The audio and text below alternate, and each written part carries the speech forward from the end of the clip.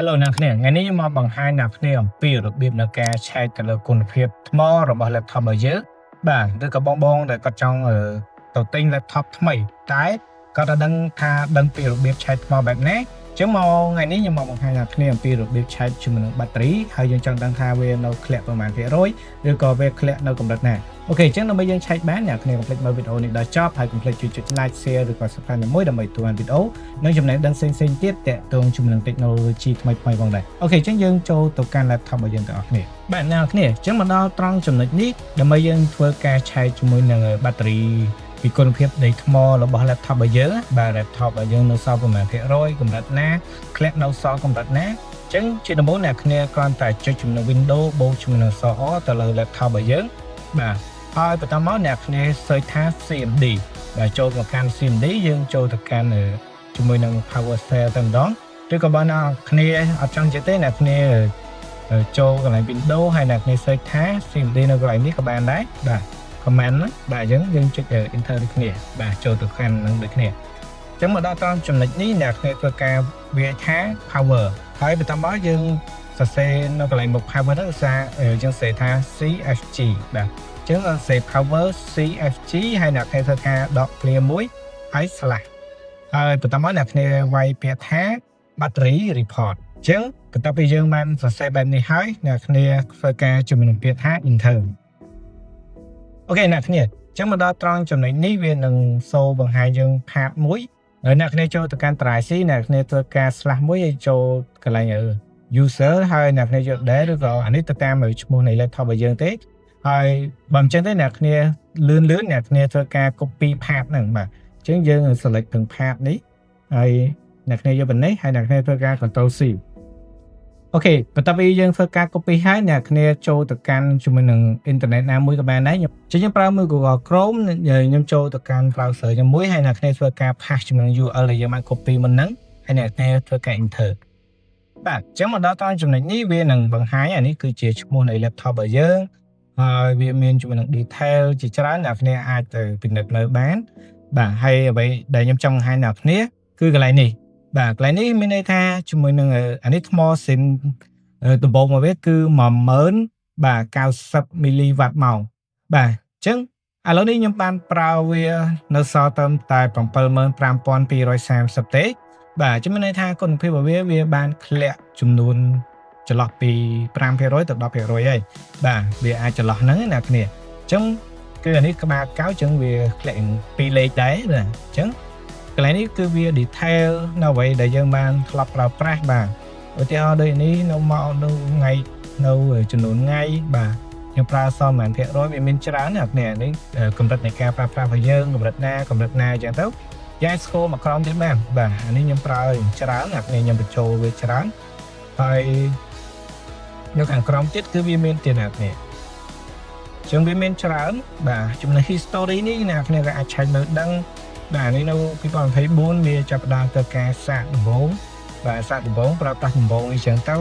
បាទវាអាចវាកំណត់ជាមួយនឹង detail ច្បាស់ឲ្យយើងបាទចឹងអ្នកគ្នាអាចឆែកមើលបានបាទនេះខ្ញុំគ្រាន់តែជាការបង្ហាញឲ្យអ្នកគ្នាមើលទេឧទាហរណ៍ដូចជាកន្លែង history នេះ battery history នេះគឺវាបង្ហាញយើងនេះអំពីជាមួយនឹងការប្រើប្រាស់នៃកម្លាំងរបស់វាហើយយើងបានប្រើប្រាស់នៅ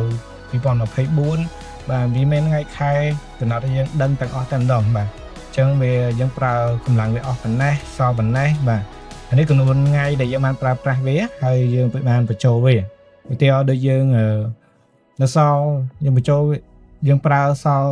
30%យើងបញ្ចូលវាអីគឺវាកំណត់ថាអូយើងបានប្រើប្រាស់ចំនួនកម្លាំងវ៉ាត់ប៉ុណ្ណេះ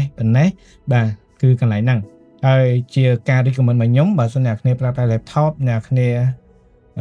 ឧទាហរណ៍អ្នកគ្នាធ្វើការបរើអ្នកគ្នាក៏អាចដោតជាមួយនឹងឆ្នាំងសាកបរើដែរដើម្បីវាជាជំនួយក្នុងការឲ្យ power របស់យើងហ្នឹងដំណើរការ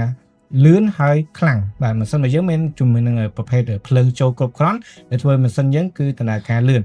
វាមានករណីថាអូយើងប្រើប្រាស់ laptop បរើយើងបញ្ចូលបរើខ្លាចខូចថ្មខ្លាចអីអ្នកគ្នាគឺមានបញ្ហាអីទេអ្នកគ្នាកន្លែងចំណុចនេះខ្ញុំសូមបញ្ជាក់អ្នកគ្នាឲ្យដឹងតែម្ដងគឺអ្នកគ្នាពីមុនគឺយើងខ្លាចយើងខ្លាចដូចទូរស័ព្ទដៃយើងបញ្ចូលបរើលេងបរើឆាប់ខូចថ្មអីបាទ laptop មិនអញ្ចឹងទេអ្នកគ្នា laptop គឺយើងអាចប្រើបរើបញ្ចូលឆ្នាំងសាកបរើ ដោយអត់មានខូចថ្មអីទេបាទគឺខ្ញុំហ៊ានធានាជូនតែម្ដងហើយការប្រើប្រាស់បែបនេះគឺអត់ងាយខូចថ្មទេអ្នកគ្នាខ្ញុំប្រើប្រាស់ផ្ទាល់ខ្ញុំដឹងហើយខ្ញុំធ្វើការកន្លែងកុំព្យូទ័រខ្ញុំដឹងបាទគឺយើងប្រើបារាយើងសាកបារាគឺអត់មានខូចថ្មអីទេបាទគឺវាអត់មានខូចទេអ្នកគ្នាបើសិនណាអ្នកគ្នាប្រើសល់10% 5%អីគឺអានោះឆាប់ខូចថ្មជាងបាទហ្នឹងគឺឆាប់ខូចថ្មជាងតែនៅសារវាធ្លាក់គុណភាពថ្មបារាហើយបាទអញ្ចឹងអ្នកគ្នាអាចអ្នកគ្នាធ្វើការបញ្ចូលបារាលេងបារាក៏បានបើថាអ្នកគ្នាអូអ្នកគ្នាទៅហាងកាហ្វេហាងអីយើងមិនបាច់យកឆ្នាំងសាកតាមខ្លួននេះទេយើងថាយើងប្រើជាមួយថ្មវិញទៅក៏អីដែរបើថាអ្នកគ្នាធ្វើការនៅ office ការងារក្នុងក្រុមហ៊ុនការងារនៅផ្ទះអីយើងដោតឆ្នាំងសាកបារាបញ្ចូលបារាទៅគឺជាការល្អបំផុតបីវាជាកម្លាំងនៃម៉ាស៊ីនអញ្ចឹងវារត់ស្រួលទៀតបាទជាងជាការរីកមិនរបស់ខ្ញុំទេបាទបើអ្នកគ្នាគិតថាអូខ្លាចប្រើទៅឆាប់ខូចថ្មគឺអត់ខូចទេអ្នកគ្នាជឿខ្ញុំទៅអូខេអញ្ចឹងត្រង់ចំណុចនេះគឺវាមានច្រើនអ្នកគ្នាអាចមើលបានហើយអ្នកគ្នាអាចតេស្តជាមួយនឹងវាឌីថេលជាមួយនឹងថ្ងៃខែបាទវាមានច្រើនអានេះខ្ញុំប្រើច្រើនអ្នកគ្នា laptop នេះបាទខ្ញុំប្រើច្រើនមែនទែនតាំងពី2024មកគឺគុណភាពថ្មធ្លាក់ត្រឹមតែ 5% ទៅថា 10% ចុះណាគ្នាគឺវាអត់ធ្លាក់ច្រើនទេបាទសម្រាប់ខ្ញុំប្រើ2ឆ្នាំហើយតាំងពី2024ឥឡូវ2026ណាគ្នាបាទគឺគុណភាពថ្មនៅគូសមនៅប្រើល្អហើយប្រភេទនេះជាប្រភេទ BGA ដាច់ទៀតបាទអញ្ចឹងគឺសម្រាប់ការងារអីធំអីខ្ញុំប្រើទាំងអស់កាត់តវីដេអូ design អីបាទគឺនៅនឹងទាំងអស់តែម្ដងបាទអញ្ចឹងការថែរក្សាថ្មបែបនេះគឺថាល្អមែនទែនហើយបើថាវាធ្លាក់ច្រើនអ្នកគ្នាបើថាអ្នកគ្នាទៅទិញ laptop មកទឹកហើយមានថាក្បាល5ហើយធ្លាក់នៅសល់ក្បាល2ក្បាល3អីគឺវាលក្ខណៈថាវារៀងធ្លាក់ច្រើនដែរហើយអញ្ចឹងយើងមិនយកក៏បានដែរឲ្យគាត់recommend ឲ្យគាត់ដូរថ្មថ្មីឬក៏យើងយក model ថ្មីទៀតទៅអូខេអញ្ចឹងវីដេអូនេះមានតែប៉ុណ្្នឹងទេអ្នកគ្នាបើថាស្រឡាញ់ពេញចិត្តនៅវីដេអូនេះកុំភ្លេច like share ហើយ subscribe ដើម្បីទទួលបានវីដេអូនៅចំណេះដឹងផ្សេងទៀតអូខេអរគុណជួបគ្នានៅវីដេអូក្រោយ